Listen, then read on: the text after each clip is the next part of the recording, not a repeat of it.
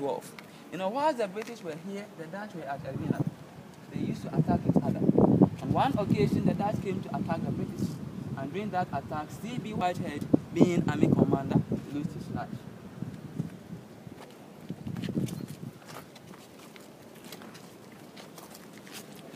Yes. Maybe here we have a lady by name Letitia Elizabeth London. Letitia Elizabeth London, a British journalist. She was the only white lady who came to this castle. As a matter of fact, Europeans were not coming along with their wives because of the tropical diseases. But then Letitia came here around 1838 to visit her husband, Captain George McLean. But then unfortunately for Letitia, 2 months after her arrival, she died. But then many schools of thought are of different views concerning what killed Letitia. Now, one school of thought is of the view that as of the time Letitia came to the castle, her husband, Captain George McLean, was having extra affair with a black woman called Miss Ellen Bannerman from Accra. A very beautiful, fantastic, romantic, unassuming, sexy, pretty, in fact, a complete Ghanaian woman, very beautiful, just like my sister here, very beautiful. And that out of jealousy, she poisoned herself. Another school of thought is of the view that it was Miss Ellen Bannerman who poisoned Letitia. It is also alleged that African mosquito killed her. But then as I speak to you, I don't really know what actually killed Letitia. But then she died at the age of 36, around 1838. So my sister, what do you think was the cause of Letitia's death? Well, maybe the other woman. Maybe the other woman poisoned her. My sister, what do you think? She killed herself. She killed herself. No, she couldn't have killed herself. I think it's probably tropical disease. Yes, she was poisoned. My sister, what do you think? She killed herself. She killed herself. Boss, what do you think? My elder sister, what do you think? Anyway. Alright, the last one here, we have Captain George McLean, the husband of Letitia. Captain was a Scottish. He was a Scottish. He was born on the 24th of February, 1801. In 1828, he became the president of the London Committee of Merchants. In 1830, he came to the coast as an administrator. In 1833, he enforced a law to abolish the slave trade. He established the first court of justice in West Africa. Up there where we have Maclean's Hall, that is where the court system in West Africa started. As he came, he learned about the values, the traditions, and the customs of the locals, and that he used to settle dispute among the locals. So that place was used as the first court of justice in West Africa. He was the architect of the Bond of 1844 that paved way for the British to colonize Gold Coast for 100 years. And that bond was signed between Commander Hill and 8 bandit chiefs. Commander Hill was the first governor in the Gold Coast. He died at the age of 46, around 1847. Malaria called Maclean.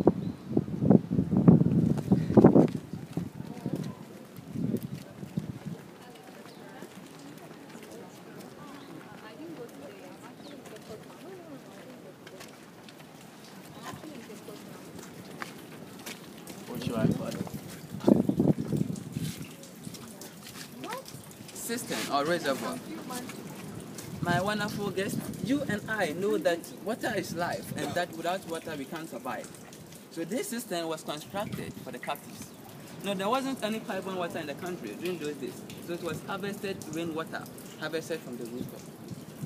Rainwater. Basically for cooking, scribing, drinking and what have you. But then the officials knew that it was not hygienic for them and that they were not drinking from this cistern. This was mainly for the captives. Yes. They had boreholes in town, so they used to fetch water from there. Right. It is 18 feet deep, 5 feet wide. We've now connected carbon water into it. So that is what we've used for painting and other renovation works in the castle. But then whenever there is water shortage in town, the locals around come here to fetch water. And that after the tour, each of you can fetch 1 bucket and take it home for free. Yes, for free. For free. In the fall. Charlie's very well practiced. Yes. Yeah, we've been doing it almost every day, every hour. After we come, another badge will come. And they say things. Yeah. Same questions.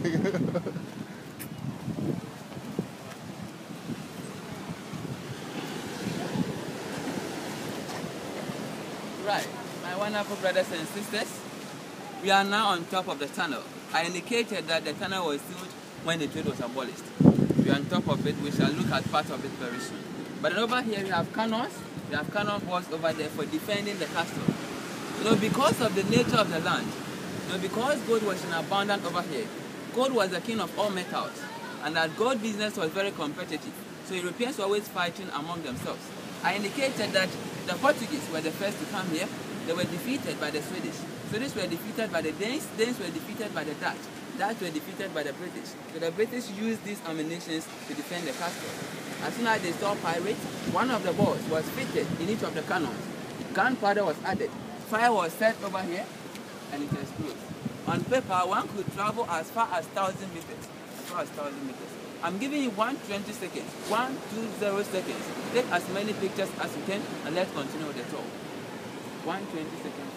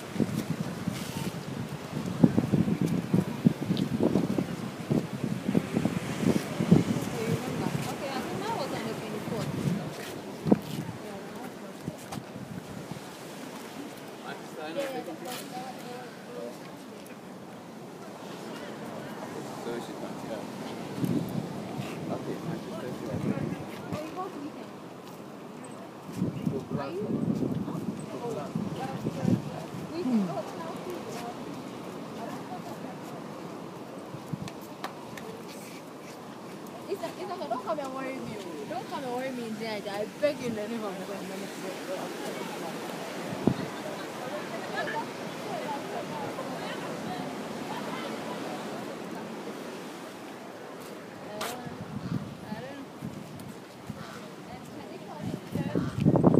Pure metal.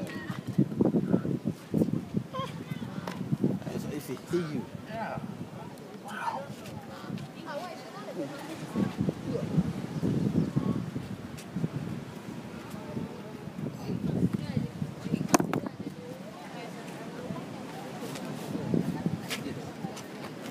That's a cannon too? Yes. Is it 1,000 meters? This one, 500. 1,000. So how did they swivel at all? The cannon, could they move them? There were wheels under them so that they could turn it around. But then because of because of the seat, they all corroded. So we've used cement to replace them. But okay, so you could angle them up and down and move them. All right, let's continue. You can take as many pictures as you can after the tour, and in course of the tour, you can take more pictures. We're going to look at part of the tunnel, then we proceed to the end of the tunnel.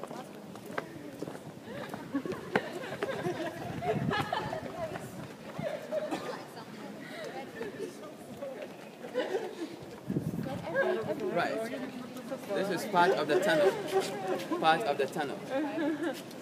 of the tunnel here. As the captives walked through the tunnel from where the shrine is, a soldier stood here to instruct them to move. Oh, right here? Yes. Even though they were moving, they did not know where they were going to. The soldier stood here to instruct them to move. You can just stand here, look at it, then we continue.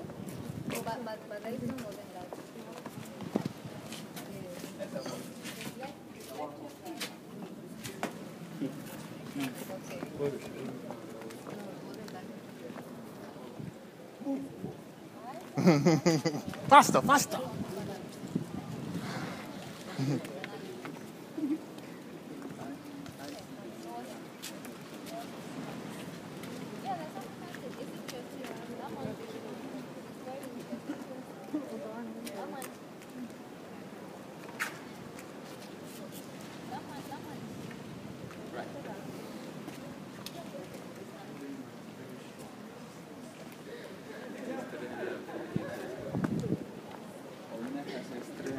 in 531 years. This is part of the tunnel as well. Part of the tunnel. Another soldier stood there to supervise them as they move. It's wrapped up. It's been sealed. It was sealed when the trade was abolished. Oh, okay. Part of the tunnel.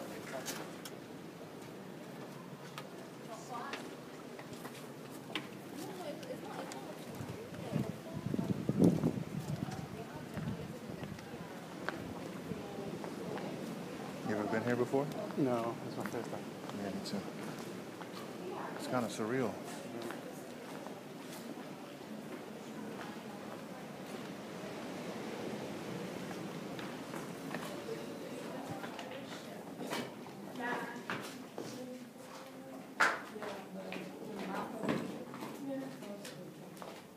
Right. End of the tunnel here. End of the tunnel. Here was the final exit point. Final exit point. So they moved out this way. They joined the boat then to the ships. But then the waves of the sea used to come here. The waves of the sea was disturbing the business.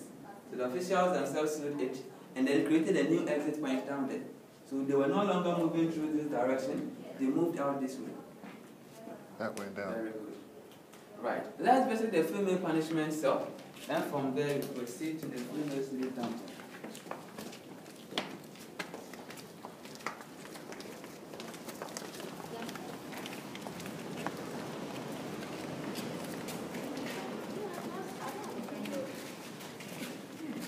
So that point over there, that was the previous point of no return at that point there? Very good. Very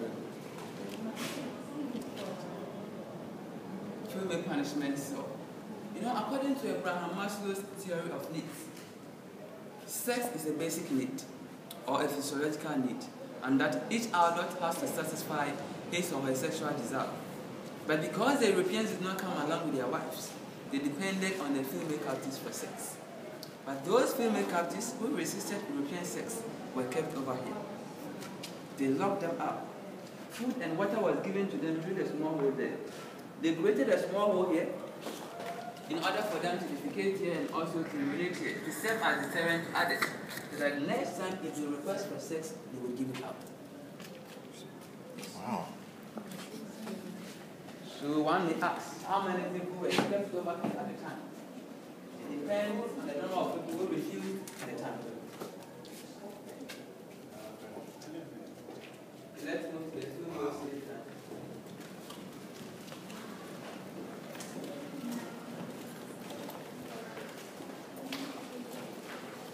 Yes.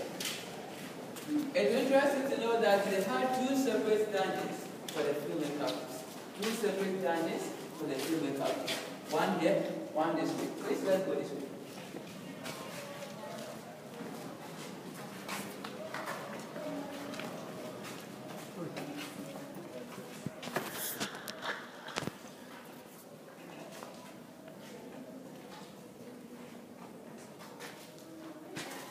Right, my wonderful brothers and sisters, we are now in the female slave dungeon.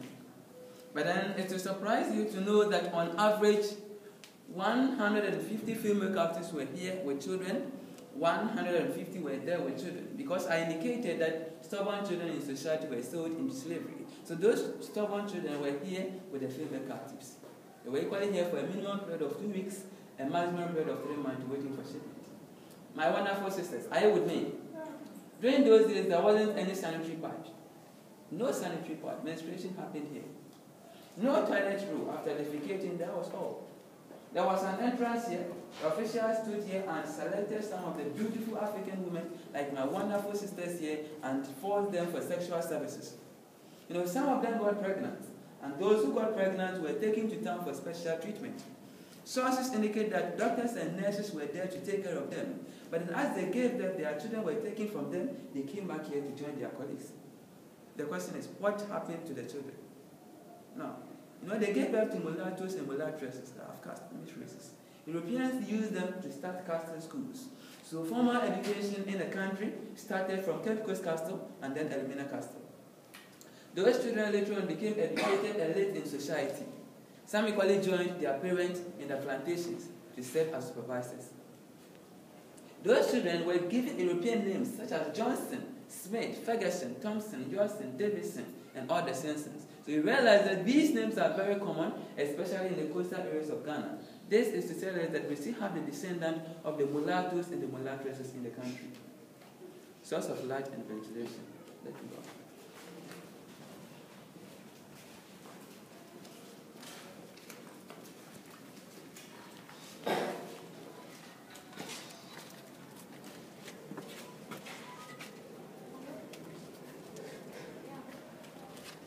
Right. I want to forget door of no return.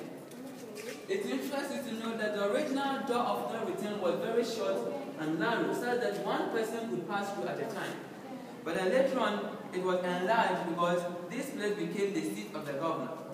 Now in Ghana, here, Cape Coast was the capital town. But then the seat of the governor was relocated to Accra around 1877 because of political agitation in the country. So Africa's human resources, big men and women in Africa, farmers, masons, intellectuals, herbalists, scientists, people of high classes in society could have helped develop Africa by taken to the New World to work so hard to help develop the New World, to help shape the culture of the New World. At the initial stage, they were working in the sugarcane plantation, but then along the line, they established tobacco plantation, coffee, rice, cocoa, among others. Some were used in the mining sector. They needed African women because they needed the woman to reproduce in order for them to get more Africans to work so hard to develop the New World. Today, America is developed. There are jobs in America. Almost every Ghanaian wants to go to America because the standard of living in America is far better than that of Ghana. That is what some of us perceive. It is as a result of the sweat of our forefathers that is why America is developing.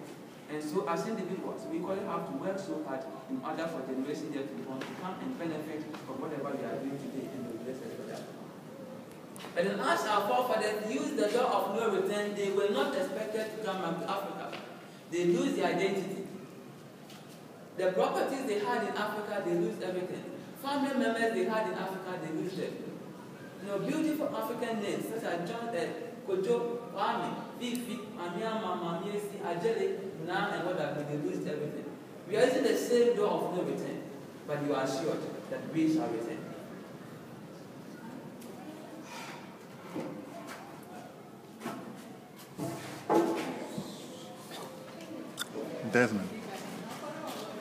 Desmond, we should have walked in here first. That's how we should come in. And when we started our tour, we should have come through this door. Yeah. This is the door I should have come in when I first got to Ghana.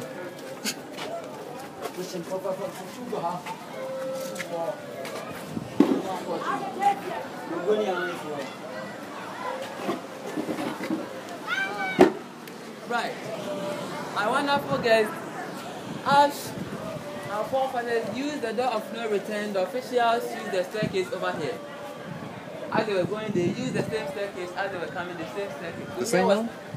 Staircase here. The same one. Wow. So here was arrival and departure hall. There was a very thick wall separating this part of the shore from the rest of the sea. You could see part of the wall over there, the broken wall over there. Just to avoid the locals around from knowing whatever was happening here. So this part of the shore was called White Man's Beach. White Man's Beach. Above Palm. I indicated that the ships could not come to this part of the shore because this part is rocky.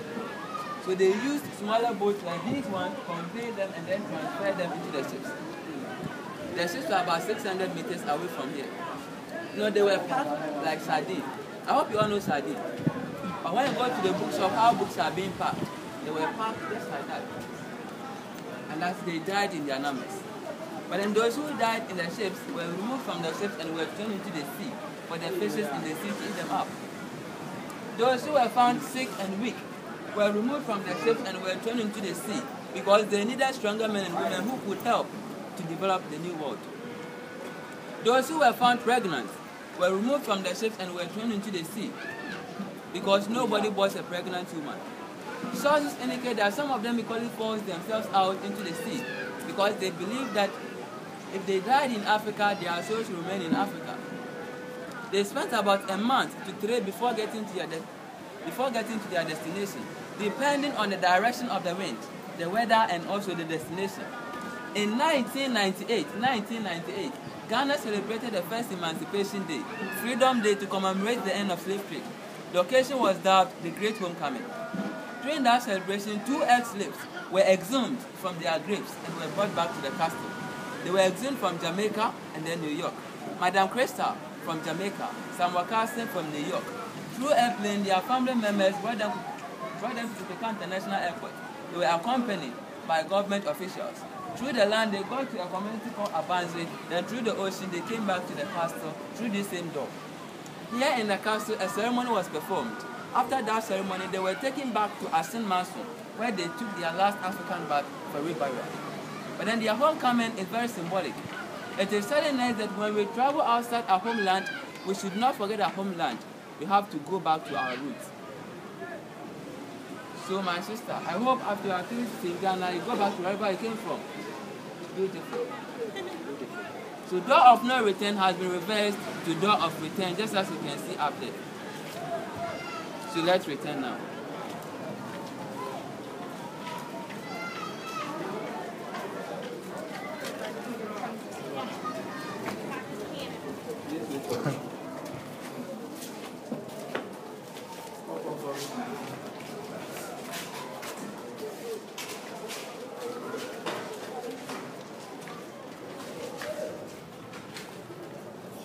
All right.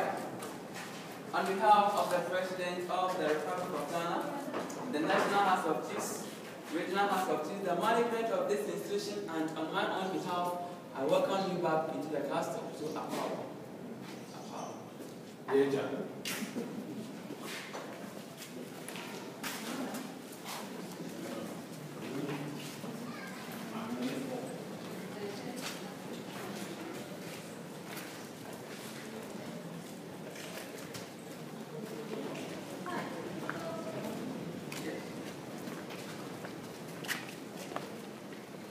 Washroom for the officials, and accommodation for the officials.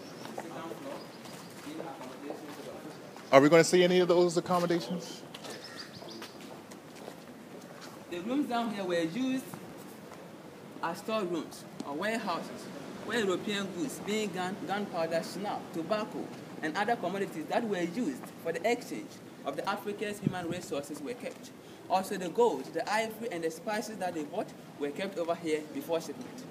We're now going to the condemned cell. Condemned cell.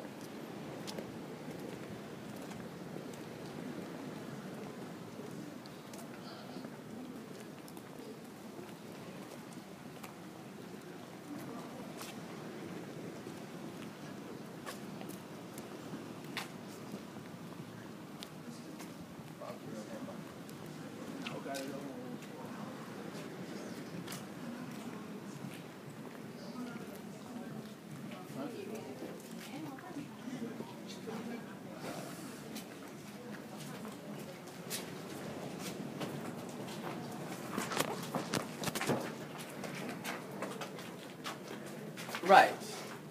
My wonderful brothers and sisters, it will interest you to know that Cape Coast Castle is 348 years old. But then this is the only original door left in this castle, the only original door left. It's made of metal and wood. Metal here, wood here. It's a cell, but not any ordinary cell, but then a condemned cell. Please, we are entering, but watch your heads. Otherwise, you carry the castle to wherever you came from.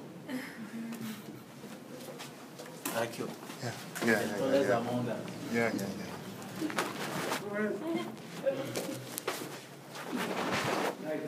More of that material on the floor. Oh, I can't see. Lights. No lights in here. No lights. They didn't have lights. They didn't have lights. Oh, take walls. I don't think the lights will even work. Yeah. Go sit me in chains next to Francis. Coming. Come on. You can return. They won't keep you. Oh, yay.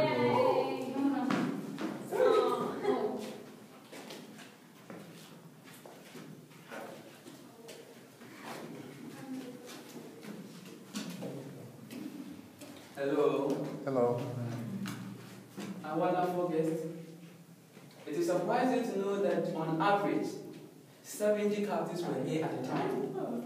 70 here at the time. You know, some of the captives saw themselves as kings, priests, princes, people of high classes in society, and that they don't deserve to be in such inhuman treatment. So some made an attempt of escaping. Some made an attempt of fighting for their freedom. So those who made such an attempt were caught and were condemned over here. He had no water, no air, no food, no light. Through suffocation and starvation, they all died. But then as they died, they were packed in sacks and were thrown into the Atlantic Ocean for the fishes in the ocean to eat them up. Now the cell had 3 doors. Two have been removed, only one left. And even with the one left, look at the 8 in here. This is to tell us that our forefathers went through ordeal. They went through pains and difficulties before dying. And we all pray that may the souls of our forefathers rest in perfect peace. Amen. Amen.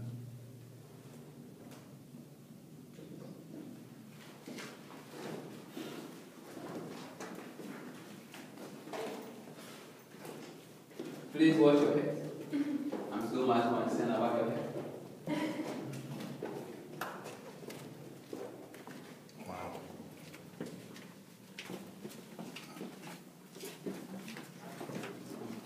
Thanks. Right. We bless God we've been able to survive the condemnation. We're now going to the Palava Hall, the market where buying and selling of the captives took place. So let's go by the staircase here.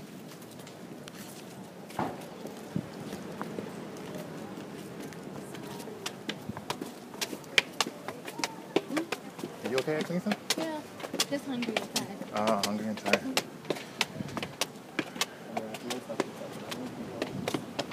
Well, at least you can leave when you want.